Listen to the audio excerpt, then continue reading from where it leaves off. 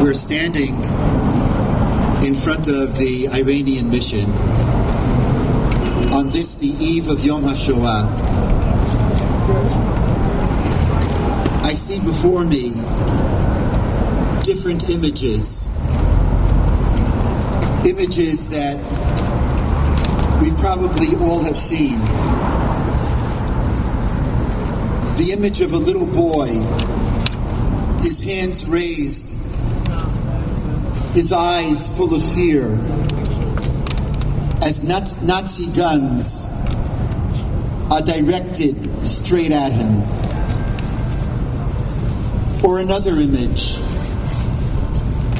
the image of a woman trying to cover herself so that at least when she was being murdered by the Nazis, Yamach Shemam, she'd be able to die with dignity.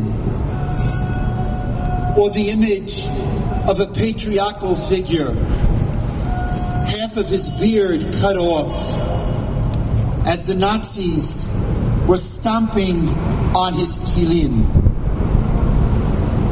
These are the images of Yom HaShoah, of Holocaust Memorial Day, that we usher in together with the State of Israel and Jews and people of good conscience around the world this evening. Think about those images. Think about standing in front of the Iranian mission. And our message is a very, very simple message. That 70 years ago, our people, the Jewish people, Am Yisrael, could not defend itself. And now we will make sure not to allow the world to deny Israel the right to defend itself.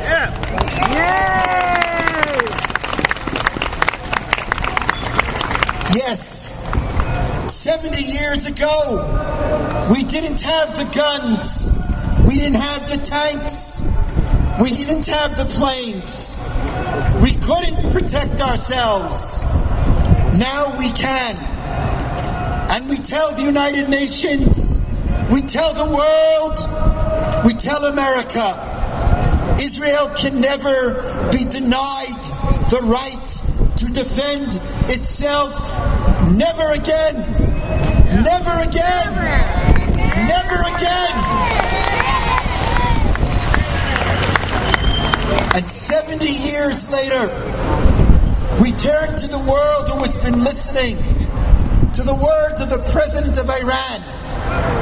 And we remind the world that 70 years ago didn't take the head of the Third Reich seriously. But if we've learned anything from 70 years ago, is that words lead to deeds. While a word may be a word, and a deed may be a deed, words lead to deeds. We take those words seriously because they can lead to deeds, and this man must be stopped. Never again. Never again. Never again. I see other images. I see the image of Damian Goldenberg in Argentina, in Buenos Aires. Damian, I could see him the moment he was notified that his sister Veronica had been found amongst the dead of that Amia Jewish Community Center bombing of July 18th, 1994. The largest attack against a community, a Jewish community in the Galut since the Shoah. And the Iranians have been implicated. Everyone knows that they were responsible. I see the image of Rosa Barrera in a hospital room, unable to speak. And doctors told me she can't speak because she was walking with her little son, 5 years old, and a splinter from the bombing went into his forehead and killed him on the spot. She couldn't speak. We see those images, and I raise a voice of Jewish conscience and moral conscience, and I tell the foreign minister of Argentina, Timmerman, and I tell President Kirchner of Argentina, shame on you. Yeah. You know the Iranians were behind this, and yet you create a truth squad to find the culprits with Iran. What a height of outrage. Shame on this eve of Yom HaShoah, when we connect what happened then to what's happening in this building. I remember the souls of those who were murdered on that July 18th, 1994. Shame on the president of Argentina. Shame on that foreign minister. Friends, this is the 70th anniversary of the Warsaw Ghetto Uprising.